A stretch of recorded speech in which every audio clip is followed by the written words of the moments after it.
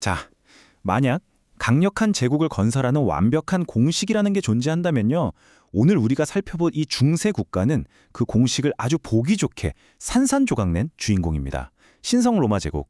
이름은 정말 거창하고 웅대하지만 속을 들여다보면 한없이 위태로웠던 이 미스터리한 국가의 세계로 오늘 한번 푹 빠져보시죠. 본격적인 이야기로 들어가기 전에 우리는 이 근본적인 질문부터 던져봐야 합니다. 아니, 한때의 고대 로마 제국, 그리고 그 유명한 샤를마뉴의 진짜 후계자라면서 유럽의 룰을 다 지배할 것처럼 보였잖아요. 그런데 도대체 어쩌다가 수백 개의 자치지역으로 아주 잘게 쪼개진 마치 거대한 모자이크처럼 변해버린 걸까요? 왜 황제는 결국 이름만 남은 상징적인 존재로 전락했는지 그 미스터리를 지금부터 하나씩 파헤쳐 보겠습니다. 네, 오늘 우리가 어떤 순서로 이 복잡한 역사를 풀어갈지 지도로 먼저 가볍게 확인하고 가시죠. 첫 번째, 위대한 환상부터 시작해서요. 통제권을 위한 투쟁, 그리고 판도를 바꾼 금인칙서 타협안, 다채로운 정치적 모자이크를 거쳐서 마지막으로 제국이 남긴 영속적 유산까지 이 초강대국이 파편화되는 과정을 이 5단계로 빠르게 짚어보겠습니다. 자, 그럼 1장, 위대한 환상, 초강대국의 잘못된 출발입니다. 카롤린가 제국이 무너진 이후 다시 한번 고대 로마의 영광을 부활시키려 했던 그 원대한 야망에서부터 이야기를 시작해볼까요? 당시 상황을 한번 보겠습니다. 이 비교를 보시면 우리가 다룰 핵심 미스터리가 아주 완벽하게 드러납니다. 이웃한 잉글랜드와 프랑스는 봉건 영주들을 꽉 쥐어짜면서 아주 강력한 중앙집권 군주제를 차곡차곡 만들어가고 있었거든요. 그런데 신성 로마 제국은 진짜 놀랍게도 정확히 그 반대의 길을 걷습니다.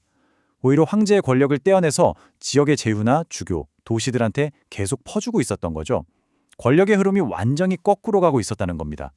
화면의 흐름을 한번 따라가 보시죠. 이 슬라이드가 진짜 흥미로운 게 야심차게 출발했던 황제들의 권력이 몇 세기에 걸쳐서 어떻게 서서히 하지만 아주 확실하게 빠져나갔는지를 보여주거든요.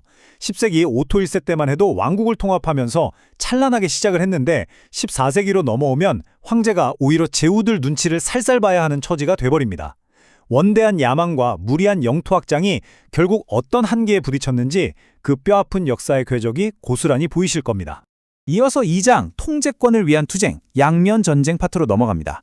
황제들이 권위를 지키려다 어떻게 아주 절망적인 덫에 빠지게 되었는지 보시죠. 황제들은 정말 그야말로 진퇴양난의 상황이었습니다. 생각해보세요. 황제는 말 그대로 통제불능의 부하 직원들과 절대 타협을 모르는 강력한 상사 사이에 딱 끼어버린 셈이었거든요. 한쪽에는 자기들 자치권 건드리는 걸 극도로 싫어하는 독일의 강력한 공작들이 버티고 있었고요. 또 다른 한쪽에는 신의 대리인으로서 세속 군주가 감히 주교 임명에 간섭하는 걸 절대 용납하지 않는 교황이 떡하니 버티고 있었죠. 황제는 이 숨막히는 두 전선에서 동시에 피 튀기는 싸움을 해야만 했습니다. 그러다 결국 대형 사건이 터지죠.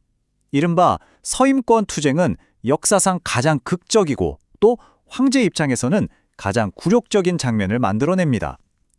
파문당한 하이니리히 4세가 1077년 그 추운 겨울에 이탈리아 카노사 성의 꽁꽁 언 눈밭에서 맨발로 무려 3일 동안이나 교황에게 자비를 구했습니다. 상상해 가시나요? 세상에서 가장 높아야 할 황제의 체면이 이렇게 바닥까지 처참하게 박살난 겁니다. 이 엄청난 공개적 굴욕 이후로 독일 내 제후들의 목소리는 걷잡을 수 없이 커지기 시작했죠. 결국 13세기에 이르러서는 완전한 쐐기가 박힙니다. 강력한 제국을 그토록 원했던 프리드리히 2세조차도 현실의 벽 앞에서 어쩔 수 없이 타협하고 말았죠. 이 제후 특권 문서들을 통해서 황제는 제후들의 독자적인 법정을 열고 군대를 가지고 심지어 자기들만의 화폐까지 찍어낼 수 있는 사실상의 주권을 법적으로 쾅쾅 인정해주고 맙니다. 강력한 중앙집권 제국이라는 오랜 꿈에 사실상 사형 선고가 내려진 순간이었습니다. 자, 이제 3장 금인칙서 타협안 입법의 전환점입니다. 제국의 권력 구조가 어떻게 공식적으로 그리고 영원히 바뀌게 되는지 살펴보죠. 1356년이었습니다. 끝없이 이어지는 왕조 간의 핏빛 권력 다툼에 완전히 지쳐버린 카를 4세는 아주 중대한 결단을 내립니다. 제국 역사상 가장 중요한 헌법이라고 할 수 있는 금인칙서를 반포한 건데요. 이게 무슨 의미냐면요. 제후들은 이제 자기 영지 안에서 사실상 절대적인 왕이나 다름없어졌다는 겁니다. 세금도 맘대로 걷고 최고 사법권도 행사하고 영토를 쪼개지 않고 온전히 물려줄 수도 있게 된 거죠. 반면에 황제는 이제 권력의 정점이 아니라 그저 동등한 자들 중에서 첫 번째라는 껍데기뿐인 상징적인 위치로 쑥 내려앉게 되었습니다. 이 차트를 한번 보실까요? 금인칙서는 제국의 7명의 새로운 진짜 지배자들을 탄생시켰습니다. 라인강 유역이나 보헤미아 같은 아주 전략적이고 돈이 되는 핵심 요충지를 꽉 쥐고 있던 3명의 대주교와 4명의 세속 군주들입니다. 이 7명의 엘리트 그룹, 이른바 선제후들에게 교황의 간섭조차 없이 황제를 직접 뽑을 수 있는 어마어마한 독점 권한이 주어졌습니다. 제국의 운명을 결정할 힘이 온전히 이 소수의 손에 넘어가 버린 거죠. 4장, 다채로운 정치적 모자이크, 지역으로 이동한 권력입니다. 중앙의 권위가 법적으로 완전히 마비된 상황에서 실제 현장에서는 어떤 일들이 벌어지고 있었을까요? 상황이 이렇게 돌아가니까 합스부르크 같은 아주 유력한 가문들은 정말 기가 막히게 영리한 전략을 취합니다. 황제라는 그 거참한 타이틀, 무리하게 제국 전체를 통제하는 데 쓰지 않았어요. 대신에 오직 자기 가문의 세습 영지인 오스트리아의 덩치를 키우고 내실을 다지는 데만 그 명성을 쏙 빼먹은 거죠. 일종의 제국 없는 황제랄까요?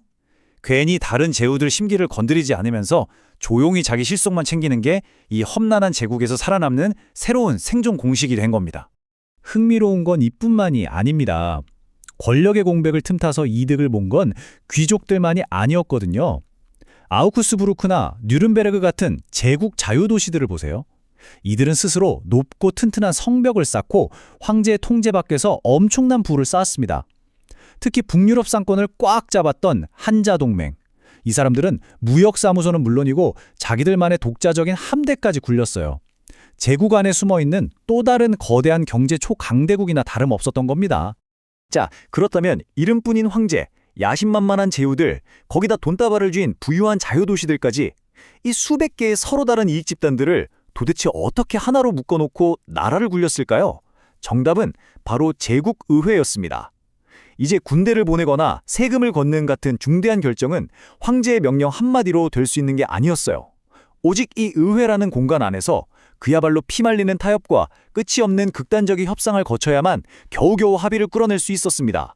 정말 대단한 정치적 줄타기였죠. 어느새 마지막 섹션입니다. 5장, 제국이 남긴 영속적 유산, 분권화의 양면성. 이 전례를 찾아볼 수 없는 극단적인 파편화가 유럽 역사에 과연 어떤 심오하고도 모순적인 흔적을 남겼는지 정리해보겠습니다. 이 비교표가 제국의 두 얼굴을 아주 명확하게 보여줍니다. 한편으로 이 극단적인 분권화는 완전한 저주였죠. 정치적 통합을 방해해서 통일된 독일 국가의 등장을 엄청나게 늦췄고 훗날 30년 전쟁이라는 정말 피비린내 나는 참혹한 종교 갈등을 일으키는 원인이 되기도 했습니다. 하지만 잠깐 생각해보세요. 절대 권력을 휘두르는 단 하나의 중심지가 없었기 때문에 오히려 엄청난 축복이 된 부분도 있습니다. 쾰른, 프라하, 빈 같은 수많은 지역 거점들이 자기들끼리 자유롭게 경쟁하면서 거대한 고딕 성정들을 짓고 초기 대학들을 펑펑 세우기 시작했거든요. 유례없는 문화적, 경제적 다양성의 붐이 일어난 겁니다. 자, 오늘의 해설을 마무리하면서 여러분께 이 흥미로운 질문을 하나 남기고 싶습니다. 수백 개의 조각으로 잘게 쪼개져 있던 신성 로마 제국. 과연 이 나라는 거대한 국가를 만드는데 처참하게 실패해버린 반면교사일 뿐일까요? 아니면 서로 완전히 다른 수많은 지역들이 끊임없이 대화하고 타협하면서 공존하는 법을 일찍부터 터득했던 어쩌면 현대 유럽연합의 진짜 초기 청사진이었을까요? 권력이 한 곳에 모이지 않고 흩어질 때 탄생하는 이 역설적인 힘, 여러분은 과연 어떻게 생각하십니까?